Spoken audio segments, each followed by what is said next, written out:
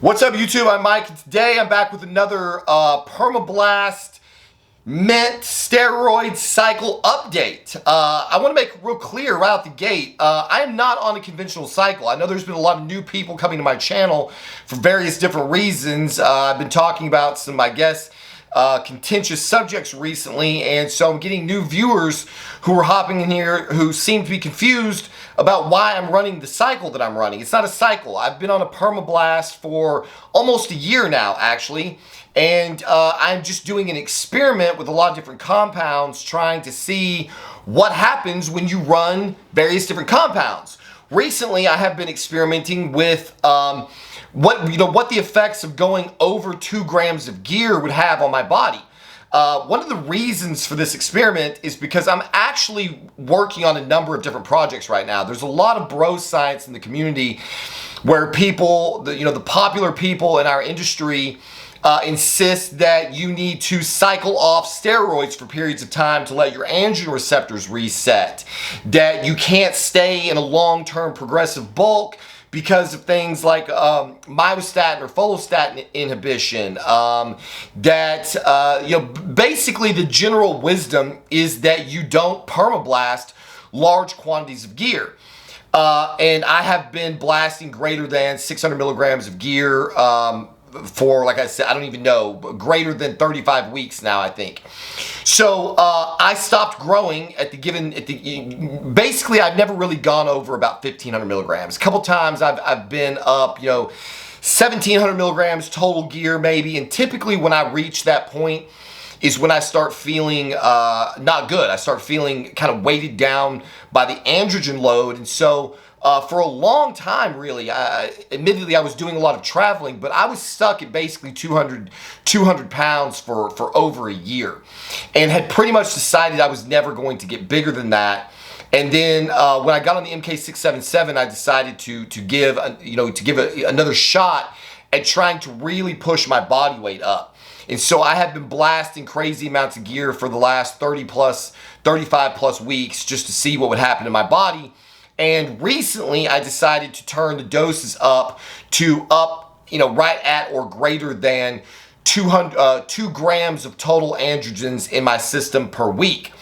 I'm very, very happy to report today that this experiment is working phenomenally. When I started this much higher cycle than I customarily run, my weight had settled at 210 pounds. There was a lot of recomping going on.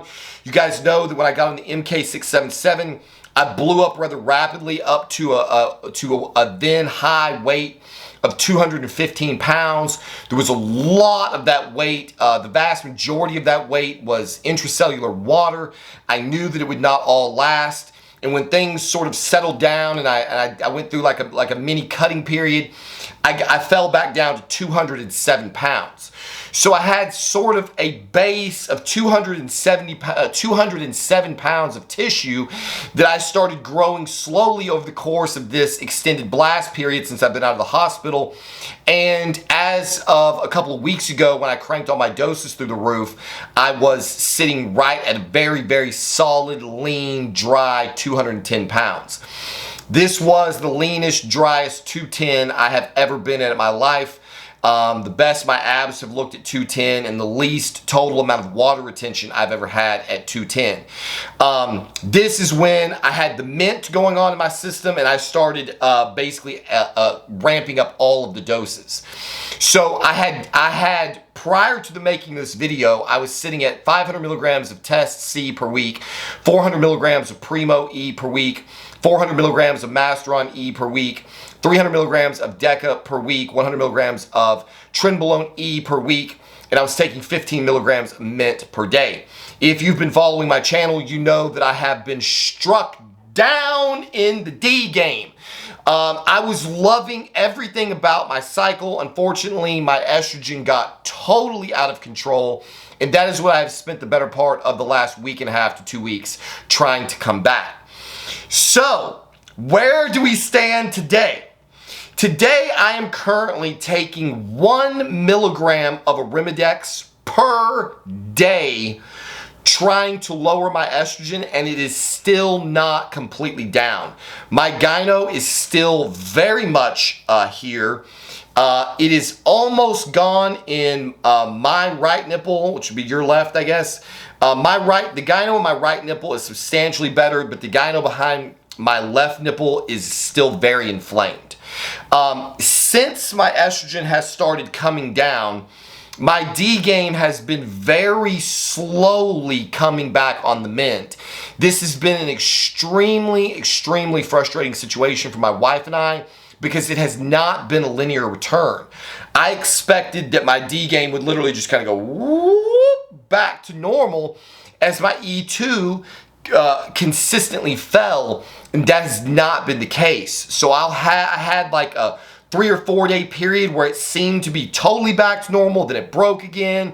Then there'll be like one night where things are like 70%, and then it will break again for a couple of nights and I'll be completely unfunctional. Last night was probably the best that it's been in total. But I've had some moving about of my cycle.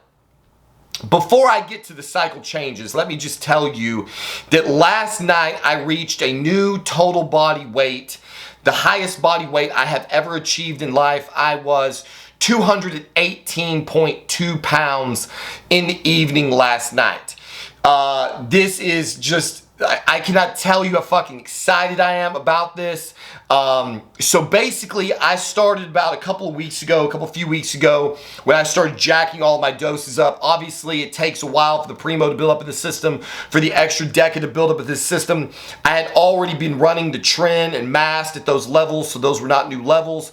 I was getting nice and acclimated on the Mint at 15 milligrams a day, but I effectively threw in an additional 500 or more milligrams of total gear to get my total androgen load up closer to 2 grams. And just this week, the gains started coming on. So I was at 210, the next day I was at 212, the next day I was at 215, the next day I was at 216, and then, last night I got up to 218.2. So 218.2 pounds lean. I shot a progress video yesterday, I believe. No, I didn't yesterday. The progress video that I shot was the day that I ended up weighing 216. So this is the biggest, driest, leanest I have ever been in life, and I am hoping these gains are going to continue. I'm trying to get to 225 minimum.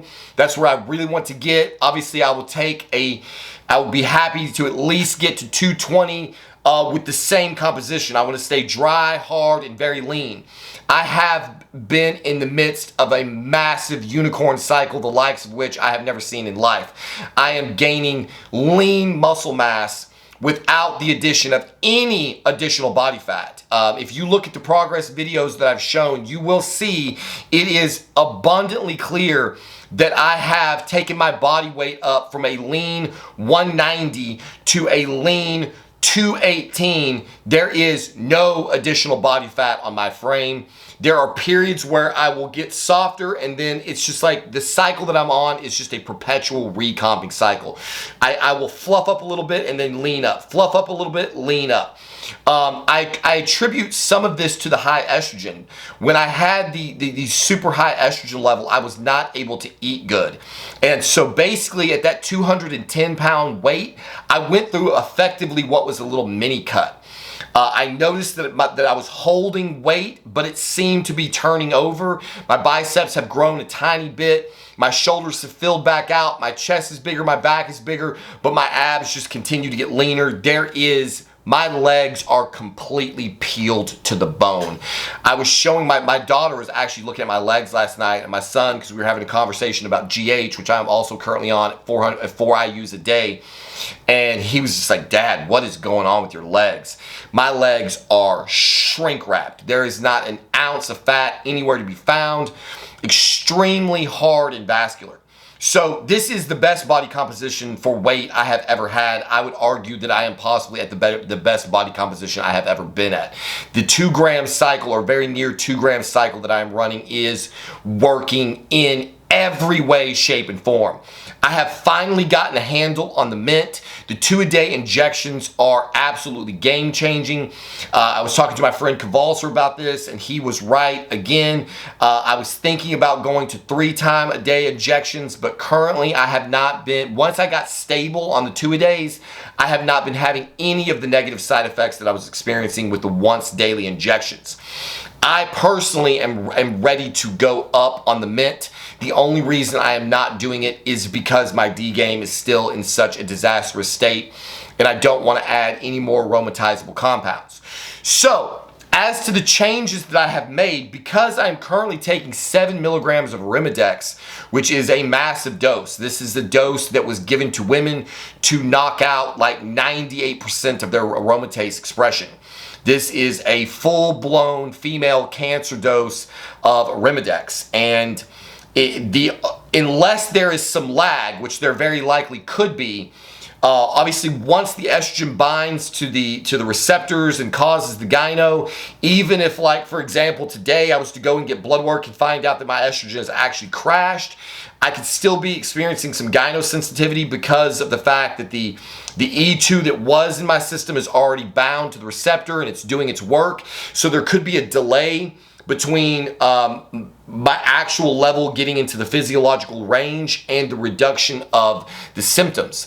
The gyno symptoms that I am experiencing now are quite uncomfortable. This nipple is extremely sensitive to the touch. The gland behind it is very sore to the touch. So that tells me that we are still nowhere near crashed. And I'm at 7 milligrams of Arimidex per day. So starting this week, I have taken 200 milligrams of testosterone out of my system. So I'm going to run 300 milligrams of Test C, and then I'm going to take the missing 200 milligrams because I want to keep my total androgen load, and I'm going to put those back in the form of Mast and Primo. Another thing that I would like to point out in this video is that I was there for a period of time saying on my Discord, I don't think I've said it on YouTube, that I thought the Primo was causing me some side effects. I thought it was causing a bunch of really uncomfortable anxiety, and I have now ruled out the Primo as being the causal factor of that. That all subsided when I went to 2-a-day Mint injections. I cannot stress this point enough, guys. I felt absolutely horrible the vast majority of the day on once per day Mint injection. The Mint Ace does not have a long enough half-life to keep me, at least. I'm not gonna make a blanket statement for everybody. I felt absolutely miserable on once a day injections of Mint Ace. Since I have gotten myself stable on the Mint Ace at 2 injections per day, everything else has been coming back into line. I am now no longer feeling miserable, feeling the weight of the cycle. I've got my legs underneath me again, and I feel like I could continue to run these doses, if not higher doses, for an extended period of time.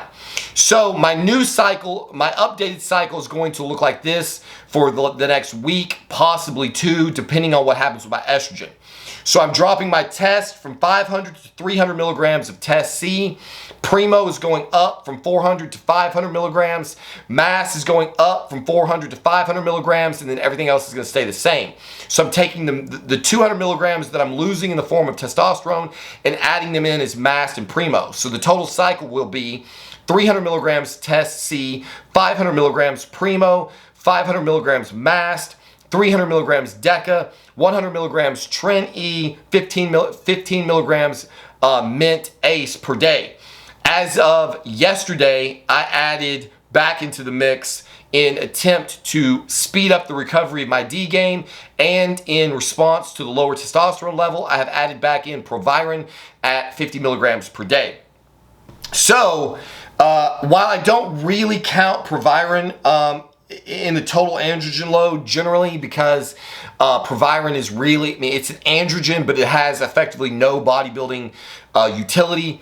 Proviron is deactivated in skeletal muscle tissue by 3-hydroxysteroid dehydrogenase. It makes it effectively useless at building muscle.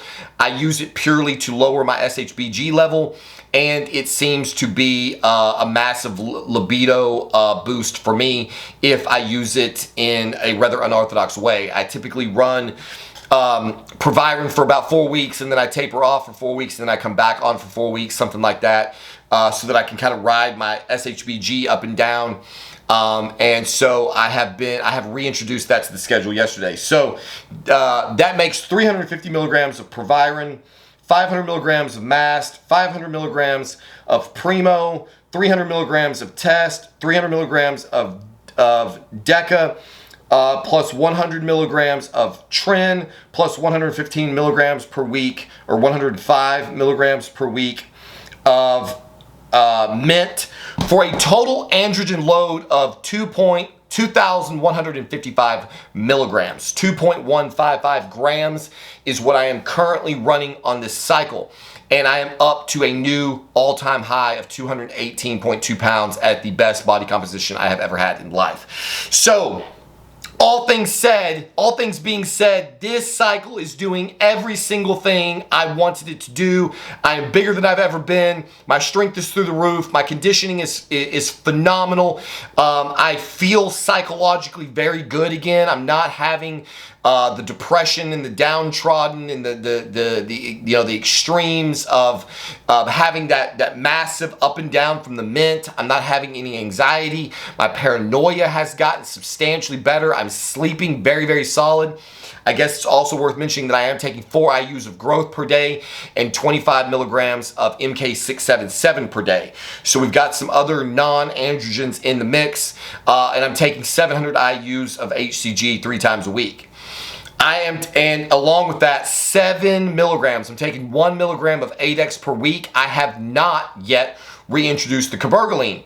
I am not going to reintroduce the cabergoline, despite the fact that I have the nipple situation that I have going on here. I am not going to reintroduce the cabergoline until I know that I have crashed my estrogen and the gyno is still around. My prolactin level was still way too low the last time I got it checked, and so what I'm going to try to do is stay away from the cabergoline as long as possible until I can get a blood test result that confirms that it is back up to the physiological level. I'm going to try to do my best to stay off cabergoline until I have a blood test result that shows that it has climbed up toward the higher end of normal, or something greater than, say, 6, I forget whether it's picograms or whatever. I've had test results from 2, 6, and 8.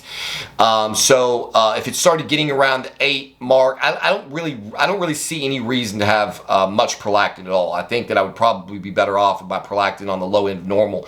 So anything climbing above the low end of normal, and I might consider reintroducing the caber, assuming that there were symptoms that were making that necessary. Right now, I just don't feel that there are, and I don't want to be chasing more than one hormone around.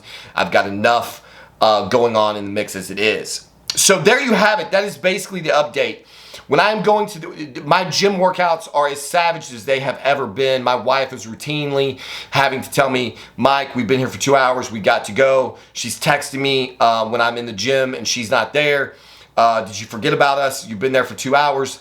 I do not want to stop lifting. I cannot exhaust myself in the gym.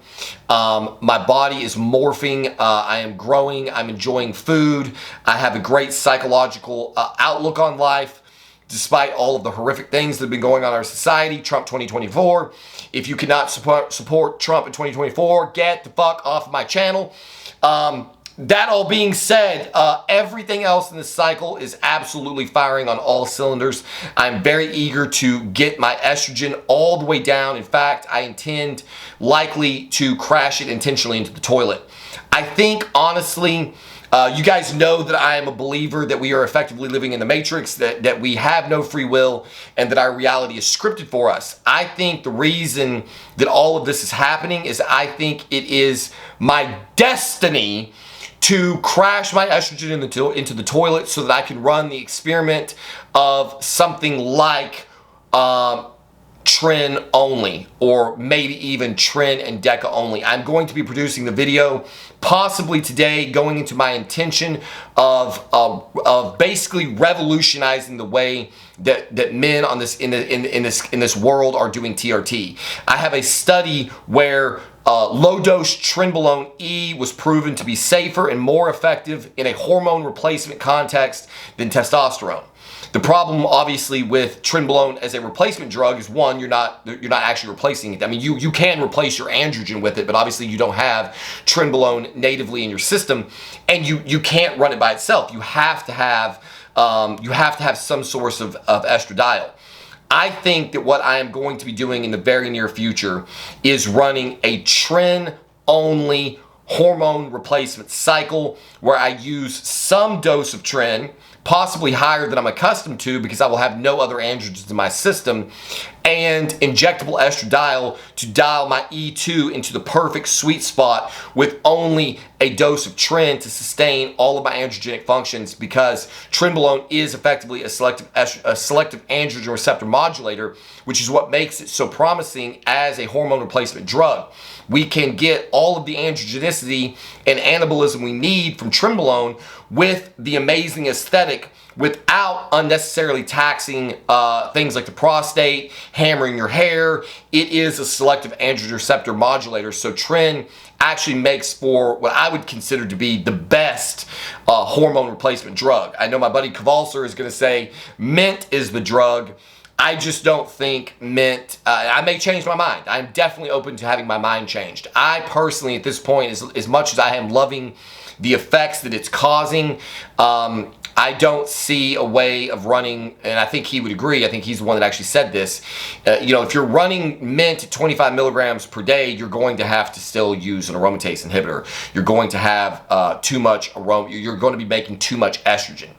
And so in my theory, if we have zero aromatizable compounds in our system, and then we use estrogen and Trenbolone as replacement, then we don't need an aromatase inhibitor, and we can get all of the anabolism, androgenicity that we want from the Trenbolone, and a perfectly dialed in, honed, fine-tuned estrogen level so that you can determine exactly what kind of a look you want, what kind of libido you want, where exactly do you feel the best. Is it low end of normal? Is it dead center? Is it upper range of normal? You will be able to dial this in with surgical precision. And so I think that is really the reason that I've been going through all of this. I think that the purpose is that until I had an experience like this, nothing was getting me away from the testosterone. Nothing was inspiring me to do something crazy. And so I think eventually what I'm going to do is when I decide to get off this Perma blast and I decide to go back to some type of a cruise environment, I am almost certainly going to be cruising on zero aromatizable compounds. The only possible adjunct to that might be that I try to do something like tren and deca only. If deca is able to provide enough E2, then I would not have to inject it. So I could use a small dose of deca that would give me a physiological amount of estrogen that I could test for, because the deca that is produced, the estrogen that is produced by deca is standard testable E2, and then we would have the Trenbolone there for the anabolism. So I would get the joint support, the physiological amount of estrogen, and then the tren aesthetic, the tren God mode, the tren strength, everything that comes from tren. I would still be able to have that and the joint support and physiological amount of estrogen without having to use any type of aromatase inhibitor. If that is possible, then we might see a cycle that looks like that, deca tren only. If the deca in a reasonable dose is not enough to produce a sufficient amount of E2, then I could always go with a lower dose of deca, the tren, and injectable estradiol valerate to dial in my E2 to the sweet spot. That, I suspect, is what is coming in the very, very near future. My plan is to continue this permablast until I plateau. I'm going to try to get the maximum amount of gains, whatever that is. 220, 225, 230, 235, wherever my body taps out on this blast, I'm going to take that. And then I think finally, after, depending on when that occurs, it could be 1, 2, 3. Nobody knows how many weeks down the road I will plateau. Whenever I am convinced that I'm good and plateaued, then I'm going to start the process of pulling all of the androgens out of my system and taper down to some type of replacement therapy hormone replacement protocol that includes no Arimidex and possibly injectable estradiol so that I can run 1 or 2 19-nor compounds alone. So that should be probably a train wreck. That should certainly be exciting and informative. Hopefully it will be somewhat of groundbreaking study. I don't think anybody or certainly not many people that I know of have run experiments like this. And I think that that's the best place for my channel to go. You know, like I said in the past, there's only so many test, mast, anavar, test, trend, anavar. Like the conventional cycles, there's only so many videos that can be made about that. I want to transition into Mars colony status, space monkey status. I want to be the trend guinea pig and start trying to do some rather extraordinary things with my body by doing very, very unconventional cycles and see what can be done. I think when you take aromatization out of the mix, the sky becomes the limit. If you have no aromatizable compounds, and so you could plug in a finite amount of E2 and then run Primo, Mast, Anavar, Trin, you know, all of these compounds, Anadrol, all of these compounds that we love to bulk and grow on or cut on, what can these compounds do in various combinations and in various doses when you have no test or any other aromatizable compound in there? What can we do if we take possession of our estrogen levels and then just start blasting our bodies with various non-aromatizable compounds? What can we do? Maybe that will be the future of bodybuilding. It just doesn't make sense to me why we are doing it the way we are currently doing it. My wife's hormone protocol is similar. She's taking control of her androgen, her progestin, and her E2. She controls for all three. Why would men not be doing the same thing? So there you have it. That's the update. That's what's going on now. That is what is likely to follow soon. I will keep you guys posted on my weight gain. If you're not already following me on Instagram, I have my Instagram currently locked. So, you know, let me know if you're trying to follow me. Let me know somewhere so I'll know who I can add safely. I'm trying to keep from getting infiltrated. I am starting my new job very soon, and that is going to bring some changes along with it. But hopefully, all that will really effectively happen is you guys will get to see some content somewhere, you know, being shot somewhere other than this office. So we'll just see how that goes. But yeah, that's the update for today. As always, thank you for watching, and we'll see you on the next one.